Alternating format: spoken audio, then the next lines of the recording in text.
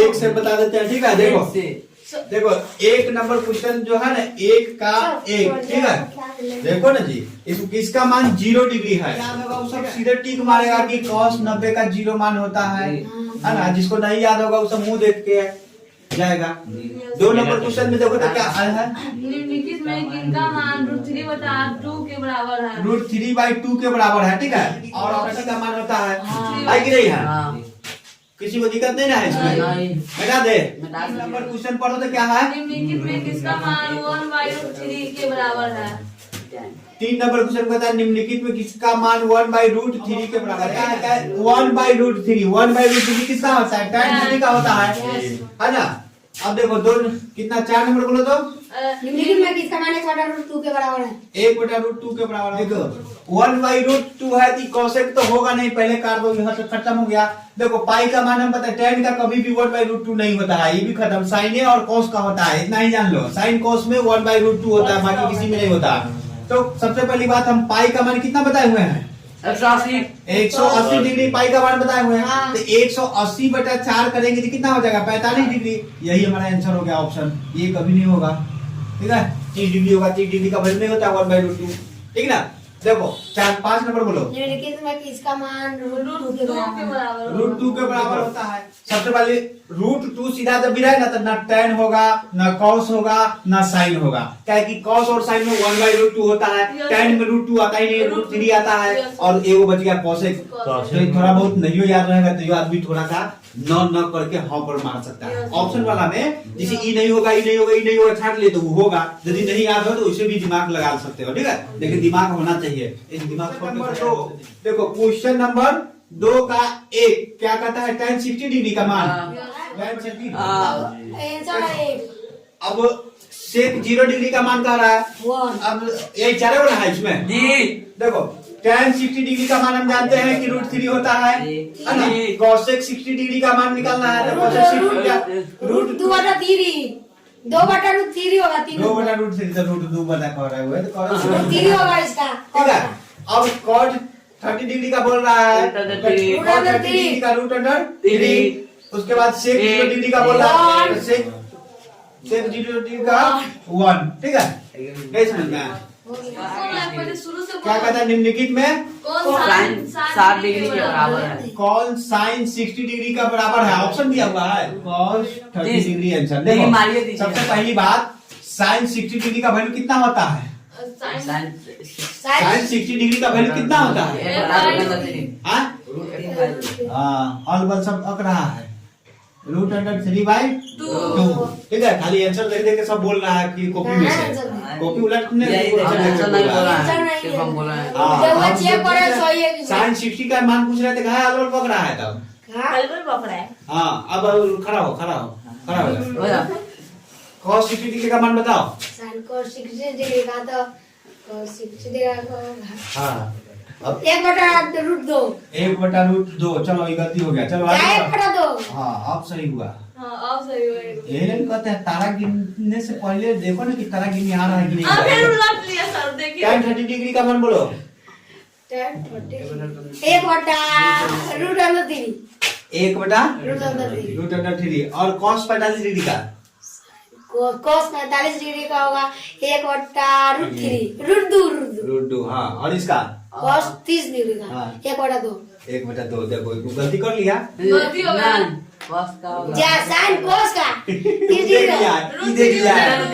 देखो √3/2 तो यही पूछा कि इसके बराबर है, तो जो इसका मान इसके बराबर होगा वही ना हमारा आंसर होगा। तो ये हमारा आंसर हो गया। इसीलिए थोड़ा सा कभी कभी तेज बनने से पहले सोच लेना चाहिए कि तेज कहाँ बन रहे हैं, है ना।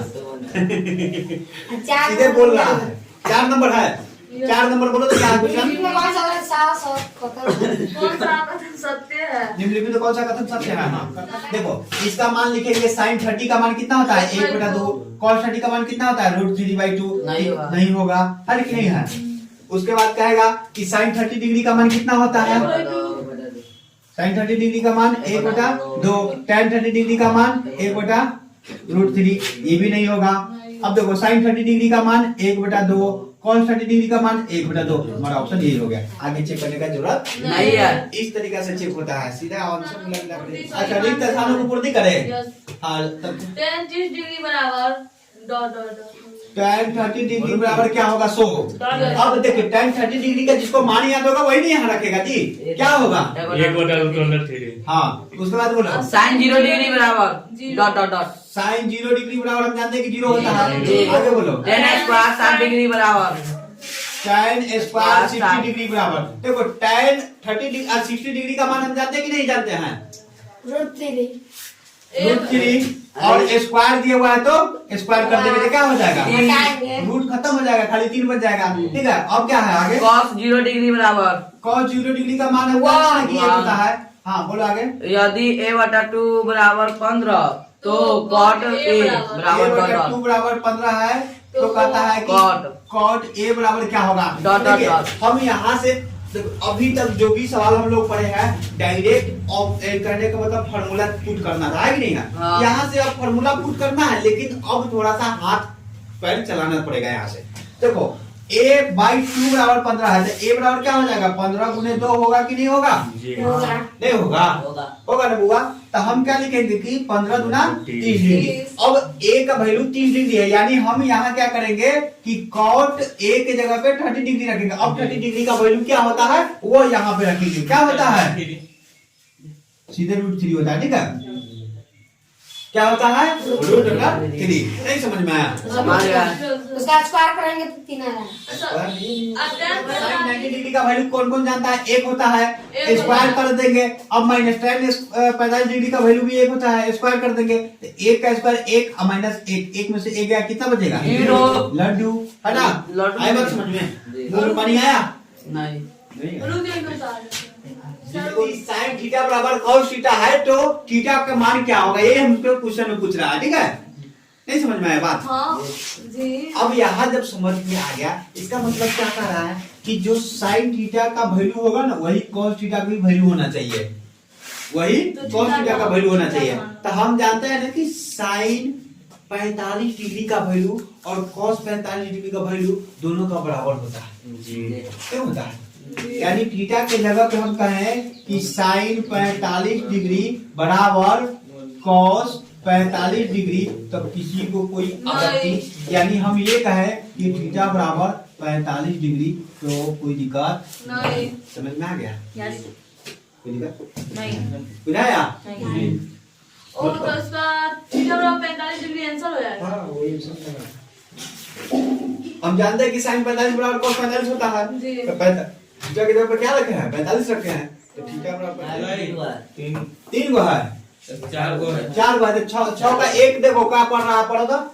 यानी 3 था थीटा अब इस तरह से अब देखो सबसे पहली बात क्या रहा है कि देखो यहाँ से बनाना शुरू करेंगे, ठीक है, अपने मन से जो मर्जी होगा वो नहीं करना है। कहा बोलती है पहले समझ तो लो, हम जानते हैं कि तुम जान रही है।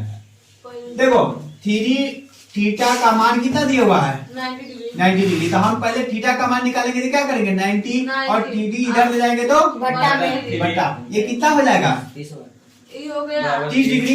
3 से 90 को काटेंगे तो 30 डिग्री है ना, 3 तिहाई 9 और 0 का हाँ, जीरो 0। बचाएंगे। अब देखो हमको कहा रहा है कि cos थीटा बराबर, यानी cos थीटा के जगह पे क्या रखेंगे 30 डिग्री, और 30 cos 30 डिग्री का वैल्यू जानता है सब लोग √3/2, ये हमारा अच्छा ठीक समझ में आया क्या बनाना है। सो जी। अब यहाँ से थोड़ा सा और सवाल को आगे बढ़ाए, कहने का मतलब बनाना शुरू किया है अब, तब हमारा मान पुट करना है, इससे पहले सीधे मान पुट करना था, जी। अब बना बना कर क्या आएगा। शायद लग रहा है अल्फा हाँ बीटा अल्फा बीटा और बीटा, हाँ, अरे बीटा में नीचे की तरफ नीचे ऐसे से होता है बीटा, है ना। बराबर 60 डिग्री हो तो अच्छा अल्फा बराबर बीटा बराबर 60 डिग्री, जी हाँ। तो cos इंटू ए अल्फा माइनस बीटा का मान क्या होगा, cos इंटू cos ये दिया है। इंटू अल्फा माइनस थीटा, हम लोग इसी में पढ़ रहे हैं अल्फा बीटा गामा थीटा, ठीक है, तो थीटा हम लोग पढ़ रहे हैं, यही थीटा पढ़ रहे हैं हम लोग। है ना। और ये अल्फा बीटा पहली बार देखने को मिला है, कोई दिक्कत यानी कहीं भी अल्फा थीटा के जगह बीटा अल्फा का बीटा भी दे दे तो कोई दिक्कत की बात नहीं है। वही बात कर रहा है कि थीटा बराबर 60 डिग्री, लेकिन दो को है तो x बराबर y बराबर 60 डिग्री का है तब, अल्फा बराबर बीटा बराबर 60 डिग्री का है तब। लेकिन डिग्री को कहने का मतलब कोण को मापने के लिए हमेशा अल्फा बीटा गामा थीटा का प्रयोग करता है, समझा, ए बी सी का नहीं प्रयोग करता है, ठीक है। तो दिक्कत यहाँ तक ठीक है। तो अल्फा का मान क्या रखेंगे 60 डिग्री और बीटा का मान क्या रखेंगे -60 डिग्री। दोनों का, ये भी तो 60 डिग्री है ना, 60 डिग्री और 60 में से 60 जाकर क्या बचेगा गोल गोल लड्डू, है कि ना। और कौन लड्डू का मान 1। निम्नलिखित में किसका मान 1 के बराबर ऑप्शन दिया हुआ है, बोलो तो ऑप्शन में क्या है sin स्क्वायर 45। साइन स्क्वायर 45, यही ना है। देखो इसमें क्या कहता है कि निम्नलिखित में किसका मान 1 के बराबर है, हमको चेक करना है। इसका मतलब क्या है कि सारे के सारे ऑप्शन को जब तक हम मान रख के नहीं चेक करेंगे तो हमारा आंसर नहीं आएगा। देखो साइन 45 डिग्री का मान कितना होता है